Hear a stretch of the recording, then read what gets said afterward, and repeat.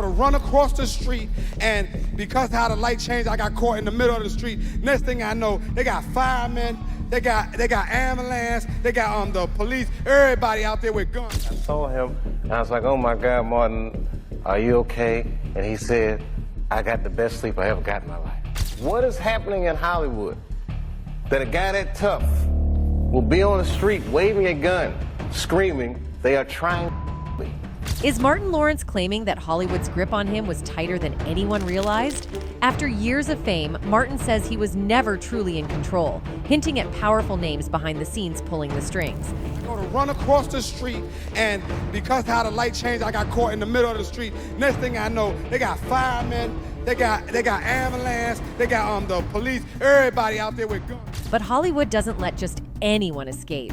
Why was Martin found running in the streets, armed and claiming people were after him? And why did he later say he was finally sleeping better than ever? Martin had a stroke. He almost died.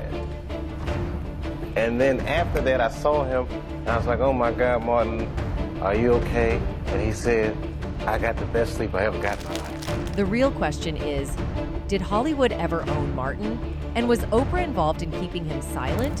What is happening in Hollywood that a guy that tough will be on the street waving a gun, screaming, they are trying to me? And when Martin's career exploded after that breakdown, did he turn from a victim into one of Hollywood's gatekeepers? Yeah, Martin did. He got a little arrogant, but yeah, that's a whole other thing. Before Martin Lawrence became a household name in comedy, he had to hustle like crazy. For context, Martin Lawrence wasn't born into fame. He started out in Washington, D.C., grinding his way through local comedy clubs while working odd jobs to pay the bills. Imagine this. You're out there cracking jokes to small crowds at night and hustling hard during the day. Well, I'm at that age now, realizing men in relationships, we get hurt. But we hate to let women know we're hurt. I know one relationship I was in, I told my lady, I said, I'm a man. I tried my facial expression and everything. I said, I'm a man. That's what Martin was doing. Then came a game-changing moment. Comedian Rich Snyder saw his potential and encouraged him to take his talents to New York. In NYC, Martin found his way to the Improv, a legendary comedy club where big names like Richard Pryor and Jerry Seinfeld had performed. It wasn't long before Martin caught his first big break, a chance to appear on Star Search. He didn't win, but that didn't matter. Columbia Pictures executives noticed him, and boom, he landed his first acting gig as Morris Warfield on What's Happening Now? When What's Happening Now got canceled, Martin didn't stop. He started popping up in small roles in movies and TV shows, but it was Spike Lee's Do the Right Thing where he truly made a splash. Martin played C, one of the neighborhood guys in that iconic pizzeria scene. And let's be real, if you haven't seen Do the Right Thing, go watch it because it's a classic. Ella, What? you got a brain, right? Use it. After that, the hits kept coming. House Party 2, Talkin' Dirty After Dark, all leading to his role in Boomerang alongside Eddie Murphy. Now, this is where Martin's career started skyrocketing. Russell Simmons handpicked him to host Def Comedy Jam, a show that gave legendary comedians like Bernie Mac, Dave Chappelle, and Cedric the Entertainer their start. Martin wasn't just a host, he was the glue that held the show together. His raw energy and humor made the series a cultural phenomenon.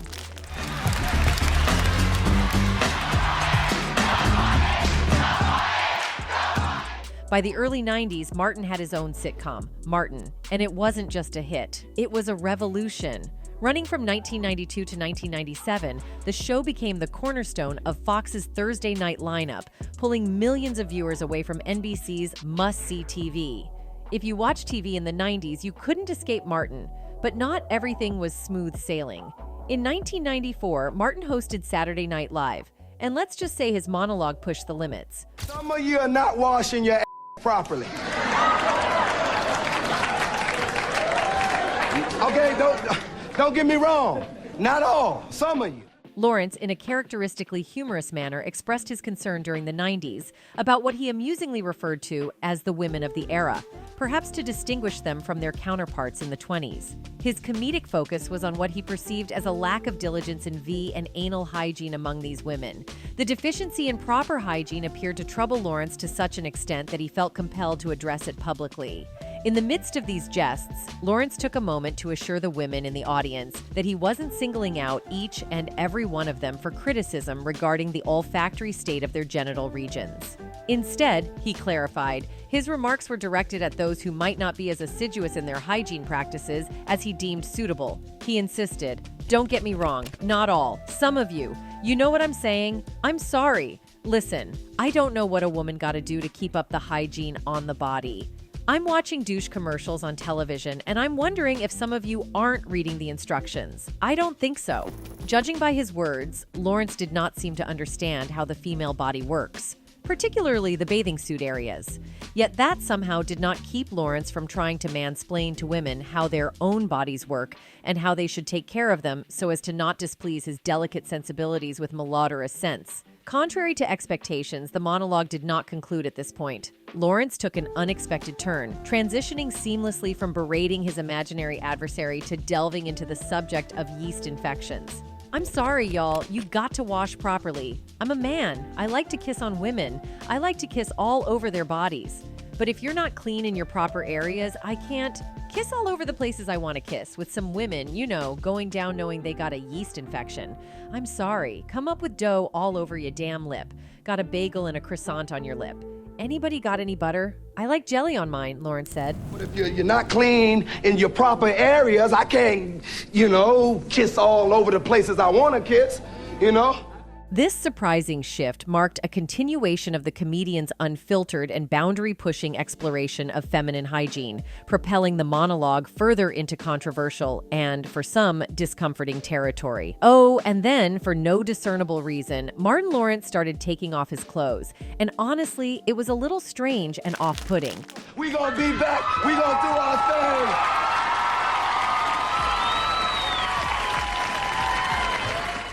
Then, after what felt like forever, the opening monologue finally ended. The prolonged ordeal of Martin Lawrence offering unsolicited and unwarranted advice to the women of the 90s on proper V-care had come to an end, marking the onset of what promised to be a comedic roller coaster. In any case, while all this was happening, it appears that all was not well in Martin's life, and in the next few years, the world got to witness it all. Martin was first hospitalized in 1995 after a wild outburst on the set of the film A Thin Line Between Love and Hate, which was Martin's directorial debut. After a second hospital stay, he hired a nurse for supervision at his mansion. A psychiatrist identified Martin as paranoid and prescribed him medication. In May 1996, Lawrence was picked up by police in a busy Los Angeles intersection after causing a disturbance by screaming at drivers with a loaded gun in his pocket. He then suffered a seizure due to not taking his prescribed medication. According to United Press International, Lawrence was seen walking in traffic around 12:30 p.m. on Ventura Boulevard. Officers apparently found a handgun in his pants pocket. Lawrence was then taken to Charming Oaks Hospital and Health Center. A bystander who saw police detain Lawrence said the police were forcibly putting their arms around him and trying to hold him down because he was fighting so much and yelling. His team said at the time he was dealing with dehydration and exhaustion. There is no handbook for it. I had to learn by trial and error. I was in it. The glitz, the glamour. I was making the money, had the cars, the ladies. It just caught up. 2 months later, in July 1996, Lawrence was stopped at a Burbank airport carrying a loaded pistol. Lawrence was served 2 months probation for the incident. In March 1997, he was arrested for punching someone in a nightclub and was ordered to perform community service. Dave Chappelle later on commented on Martin's stunt during an interview with Oprah Winfrey. Chappelle pointed out how black entertainers, just as they're on the brink of stardom, often find themselves caught up in bizarre scandals or emotional breakdowns. He mentioned Mariah Carey's sudden spiral after her $100 million deal and Martin Lawrence's infamous gun-waving incident as examples. What is happening in Hollywood that a guy that tough will be on the street waving a gun, screaming, they are trying to...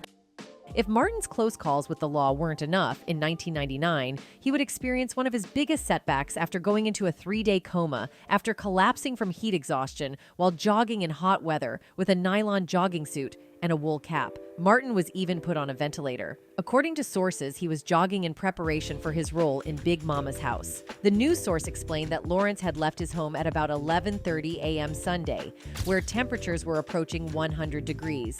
By the time a family member found him after he didn't return, he was found on the lawn, slumped over and having difficulty breathing. By the time he got to the hospital, his temperature was around 107 degrees. And Martin had a stroke. He almost died. And then after that, I saw him, and I was like, oh my God, Martin, are you okay? And he said, I got the best sleep I ever got in my life. Anyway, following his 1996 breakdown, Martin's career skyrocketed.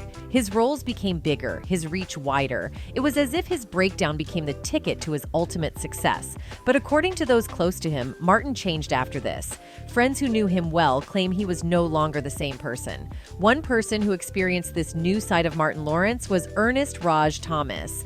He candidly delved into the dynamic between him and Lawrence, touching on issues of fame, arrogance, and personal challenges. For starters, Ernest reflected on the early days when Martin Lawrence first ventured into the entertainment world. He acknowledged that Lawrence received his initial break on What's Happening, a tidbit that hadn't widely circulated.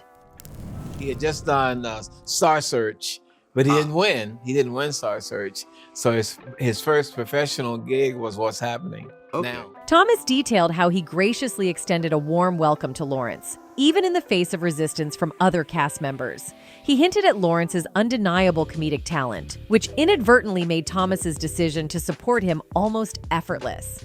During this period, Martin Lawrence was a budding star, brimming with potential. His magnetic charisma and undeniable talent quickly captured the attention of those around him, including Ernest Lee Thomas. The set of What's Happening Now was alight with camaraderie, and Lawrence's humor and vibrant energy injected a fresh vitality into the show.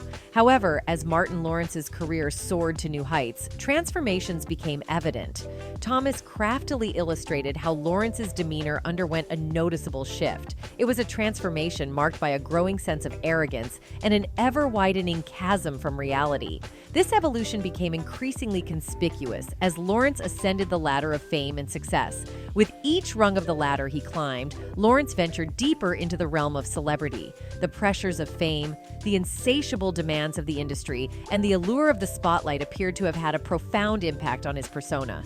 The young artist, who was once humble and driven, was now showing signs of conceit and self-importance. Ernest couldn't resist sharing an intriguing anecdote about an unfortunate missed opportunity to collaborate with Martin Lawrence. He recounted how Lawrence regrettably declined a lucrative offer for a film project, leaving Thomas flabbergasted and disheartened. Not only did he not talk, he could at least call me himself and said, no, you got the agent calling me. Ernest went further to explain the incident, saying, We made the offer. We had offered him $500,000 for 13 days. And then there is Tisha Arnold, another famous actress who once considered Martin a friend. According to her, off the cameras, Martin was a deceitful monster. In fact, Tisha Campbell was hit the hardest by his behavior and filed a lawsuit against him. Apparently, Martin Lawrence received preferential treatment within the industry, a special kind of star treatment that set him apart from the rest of the cast, she said. They take care of the star, then everybody else is a piece of shit. Arnold then went on to add, when he and Tisha had their ball, what I always respected about the both of them, neither of them made me feel uncomfortable. You know, right before Tisha left the set because she had to, he got to that point and I understood it. It's like it was just like The Matrix. There's you could hear silence. It was just very surreal. For context, before they became the iconic Martin and Gina on our screens, Martin Lawrence and Tisha Campbell were known as Bilal and Sydney when they both graced the 1990 comedic hit, House Party. A few years later, they teamed up again as Yvonne and Tyler in the Eddie Murphy-starred romantic comedy, Boomerang. During this time, Martin made a heartfelt promise to his close friend Tisha Campbell that if he ever landed his own show or another starring role, he would want her by his side, praising her impeccable comedic timing. The opportunity finally came when Martin's show Martin was given the green light, and a pilot was in the works. He wasted no time calling Tisha, thrilled about his upcoming show, but disheartened because she had her own project in the pipeline, which had also been greenlit. Determined to persuade Tisha, Martin arranged a meeting at her place to discuss the prospect further. During this visit, he unexpectedly encountered Tisha Arnold, who was already friends with Tisha. Surprised by this connection, he invited Tisha to audition as well, and she accepted. Martin's mission to convince Tisha to leave her show was a success, and the rest, as they say, is history. Martin went on to become a classic, leaving us with timeless quotes that still have us in stitches decades later. But, as is often the case, what we see on screen doesn't always reflect reality. While Martin and Gina's on-screen romance was the envy of many, behind the scenes, a different story was unfolding. I'm still paying on this dress, and where are you going with it on? Nowhere, Martin. This is just my dusting dress. On the surface, everything appeared fine. However, during the show's 5th and final season, viewers began to notice that Tisha Campbell was conspicuously absent from every episode alongside Martin. In fact, the only episode during that season where they were seen remotely close to each other was the series finale, where they interacted via a split-screen phone call. The show might have ended in May 1997, but filming had concluded months earlier, and reports emerged that Tisha had walked off the set and would never return. It wasn't until the show's demise in 1997 that fans began to wonder what had really transpired. To their shock, word on the street started to circulate, and a lawsuit alleging SA, battery, and abuse was filed against Martin in 1997 by Tisha Campbell herself, making the details of their behind-the-scenes feud public. This revelation left many loyal fans upset and bewildered, craving answers. However, the full extent of the lawsuit remained somewhat obscure until now. Surprisingly, the allegations dated all the way back to the show's first season. The lawsuit claimed that during season 1, Martin would persistently ask Tisha out on dates, to which she consistently declined. By season 2, the lawsuit contended that Martin's behavior became increasingly erratic and volatile, characterized by unpredictable fits of rage without apparent cause and threats to fire staff and crew. In season 3, Tisha alleged that Martin had subjected her to repeated instances of abuse and humiliation, causing such immense stress that she had to be hospitalized. By season 5, the lawsuit asserted that Martin's behavior had spiraled out of control. Despite Tisha's pleas to the show's writers not to script scenes where Gina and Martin shared a bed, they continued to do so. The suit also mentioned reports of Martin inappropriately touching and using his tongue during kiss scenes with Tisha against her wishes. The breaking point came when Martin had an explosive outburst directed at a cast member, leaving Tisha terrified for her safety. She then informed show producers that she would never return.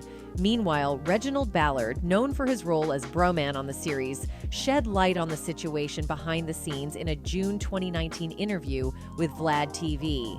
Ballard revealed that Martin Lawrence and Tisha Campbell's relationship had deteriorated to the point where they couldn't even be on the Universal lot at the same time.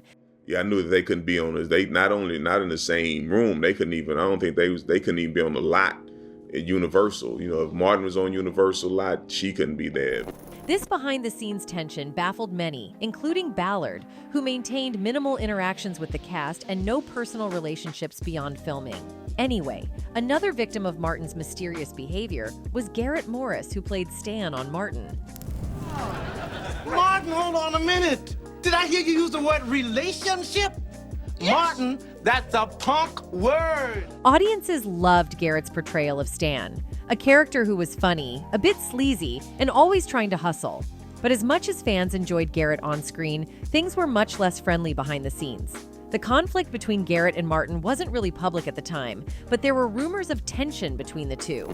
And things took a turn for the worse in 1994, when Garrett was seriously injured in a robbery attempt in Los Angeles. During the attack, Garrett was shot and left in critical condition. For most people, suffering something so traumatic would lead to an outpouring of support from family, friends, and especially co-workers. However, according to Garrett, no one from Martin reached out to him, not even Martin Lawrence himself. This absence of support was surprising, given that Garrett was a key player on the show, and his injury meant he'd be off the set for a while. He later said he felt abandoned by everyone on the show, expressing disappointment that he didn't get even a simple phone call from Martin. Imagine going through something so intense, where you almost lose your life, and the people you work with daily just move on like nothing happened. It's understandable why Garrett would feel hurt and betrayed. What happened next added insult to injury. As Garrett was fighting to recover, hoping to eventually return to work, he got some bad news. His character, Stan, was written off the show, but it wasn't done in a way that gave his character a meaningful send-off or acknowledged his absence. Instead, the producers and writers chose a surprising storyline that seemed abrupt. When Garrett finally received a script, he discovered that his character had been casually written out of the show, with a storyline saying that Stan had moved to China. That was it. No real closure, no farewell. It was as if his character had been erased, and the show went on without him as if he'd never been a part of it. The decision to cut Garrett from Martin raised questions among fans and even some of the show's other cast members. Why didn't they just wait until he could come back, or at least give him a proper goodbye? Many believe that Martin Lawrence, as the star and a major influence behind the show, likely had a say in whether Garrett would stay or go. Some even speculate that the tension between Martin and Garrett led to this cold handling of his character's departure. It's worth noting that Martin was a massive success by this time, and the pressures on Martin Lawrence were high. As the show's lead, Martin was gaining more control over what happened on set and likely had a bigger say in who stayed on the show. If there was already tension, Garrett's extended absence may have seemed like the perfect excuse to remove him from the cast, especially if Martin didn't feel a strong connection to him. Anyway, returning to Martin's claims of sleeping better than ever, some believe this was Martin's acceptance of his new role in Hollywood's machine. After his breakdown, he had passed their test. And perhaps, as part of the deal, he found peace in knowing he was now protected by the very forces that had tested him. By the 2000s, Martin was at the top. From Big Mama's House to Bad Boys, he had it all. Fame, money, influence. But with that influence came responsibility. The responsibility to play by Hollywood's rules. Anyway, that's it for this video, folks. Bye.